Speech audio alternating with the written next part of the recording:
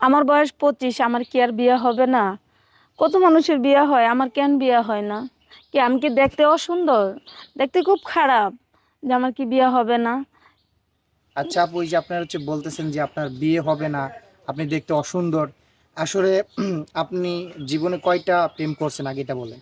না, আমি কোনো প্রেম টেম করি নাই। প্রেম করেন নাই? না, না। তাহলে আপনার বিয়ে কেন হচ্ছে না? সেটাই তো আমি জানি না। আমি কি দেখতে মনে হয় হয়তো বিশ্রী বা হয়তো কালো, তার জন্য আমাকে কেউ পছন্দ করে না, বিয়ের কথা বলে না। আচ্ছা, আপনার পরিবারে কে কে আছে? আমার পরিবারে আমার একটা ভাই আছে। ভাই আছে? জি। আচ্ছা। বাবা মা? আর বাবা মা কেউ নেই।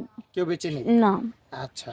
এই জন্য কি মূলত আপনার গার্জিয়ান নাই বিধায় কি বিয়ে হচ্ছে না, নাকি এরকমটা কি হ্যাঁ, জানতে আমার তো পারছেন? এরকমই মনে হচ্ছে, নাইতে কেন আমাকে আমার বিয়ে হচ্ছে না? আমার বয়স তো মাত্র 25 বছর হয়ে গেছে, কিন্তু এখনো বিয়ে হচ্ছে না। কিন্তু আমার আমার চেয়ে যারা ছোট তাদেরকে বিয়ে হয়ে গেছে।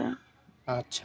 তো এখন আমাদের প্রতিবেদনে আসলে আসলে কিরকম ধরনের ছেলে চাচ্ছেন একটু যদি বলতেন। যেহেতু আমার বয়স 25, কিরকম ধরেন 40, 50, 25, এরকম যেরকমই হোক, মানে বয়স দিয়ে তো সবকিছু হয় না। তো আমার দরকার কি একজন মনের মানুষ, যে আমাকে বিয়ে করুক, আমি এরকম চাই। আচ্ছা, এরকম একটা ছেলে পেলে বিয়ে করবেন। হুম। আচ্ছা, যদি কোনো প্রবাসী ভাই যদি আপনাকে বিয়ে করতে চায় তাহলে কি বিয়ে করবেন? হ্যাঁ, করব। প্রবাসী হলে সমস্যা নাই? না, না, কোনো সমস্যা নাই। তারা তো আরো বেশি ভালো। কেননা তারা অনেক পরিশ্রম করে, তারা অনেক কষ্ট করে। তাদেরকে যদি আমি বিয়ে করতে পারি তাইলে আমার জীবনটা আরো ধন্য হয়ে যাব। তা আমার চেয়ে খুশি আর কেউ নাই। আচ্ছা। তো এখন আপনার পরিবারে শুধু আপনার ভাই এবং আপনি আছেন। হ্যাঁ। আপনার ভাই কি আপনার বড় না ছোট? আমার বড়। আপনার বড়। আপনার হুম। ভাই কি বিয়ে করছে? না, ভাইয়া এখনো বিয়ে করেনি। আচ্ছা। তো এখন যেহেতু আপনার পৃথিবীতে কেউই নাই, একমাত্র আপনার ভাই আছে, আপনার আত্মীয়-স্বজন যারা আছে, মামু, খালা বা ফুপি তারা কি আছে? হ্যাঁ, তারা তো আছে। শুনেন, যার মা-বাপ না থাকে তার দুনিয়াতে আপন বলতে কেউ থাকে না। ওরা আছে, ওদের মানে সংসার নিয়ে বিজি থাকে। ওরা কি আর আমাগোর খেয়াল রাখবো? এখন একমাত্র আমার ভাইটাও আছে। আমার ভাইটা আমার জন্য বিয়ে করতে পারতেছে না। ভাবছে যে আমার বোনটারে বিয়ে দেয়া তারপর আমি নিজে বিয়ে শাদী করব। কিন্তু এখন আমারই তো বিয়ে হচ্ছে না, তো আমার ভাইটা কেমনে করবো? ও আচ্ছা, আচ্ছা।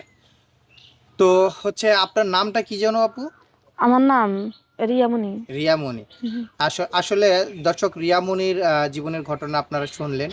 আচ্ছা রিয়ামণি আপু, আপনার কাছে পরিশেষে জানতে চাই, যদি কোনো ছেলে আপনার কাছে যৌতুকের একটা বিষয় আছে, যে টাকার একটা লেনদেনের বিষয় আছে, যদি কেউ আপনার কাছে টাকা চাইলো, বা যে আমি আপনার দায়িত্ব নিব, আপনার টাকা পয়সা আপনার কিছু আমাকে দিতে হবে তার বিনিময়, এরকম কোনো দেওয়ার অ্যাবিলিটি আছে কিনা? হ্যাঁ, এরকম আছে। ওটা কোনো সমস্যা নাই। এখন কথা হচ্ছে কি, যেন দেখেন, আমরা তো আর এত বড় লোক না, এত ধনী না, এত অর্থ সম্পদ নাই।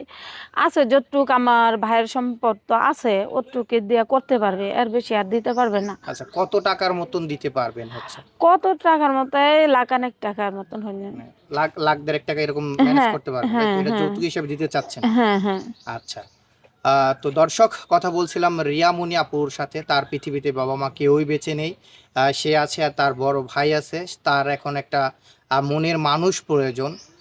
যদি কোনো সহৃদয়বান ব্যক্তি থেকে থাকেন তাহলে ওনার সাথে যোগাযোগ করবেন।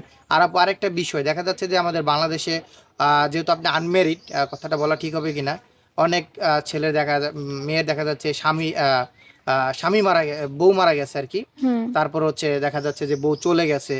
তো এরকম যদি কোনো ম্যারিড ছেলে, 2 সন্তান 3 সন্তানের বাবা যদি আপনাকে বিয়ে করতে চায়, সেক্ষেত্রে বিয়ে করবেন কিনা? হ্যাঁ, করব, করব না কেন? তাদের বউ যদি চলে যায়, মারা যায়, এটা তো ওদের কোনো দোষ নাই। আমার কথা হচ্ছে, হেরা চলে গেছে, এখন আমার যদি ভাল লাগে, সে যদি আমাকে ঠিক মতো রাখতে পারে, এটাই আমার কাছে অনেক ইয়া। আচ্ছা। তো দর্শক, কথা বলছিলাম রিয়ামণি আপুর সাথে। তো রিয়ামণি আপুর দায়িত্ব যদি কেউ নিতে চান তাহলে আমাদের সাথে যোগাযোগ করবেন অবশ্যই। আপনার সাথে রিয়ামণি আপুর যোগাযোগ করিয়ে দেবো। ভিডিও আজকে বন্ধু, আল্লাহ হাফেজ।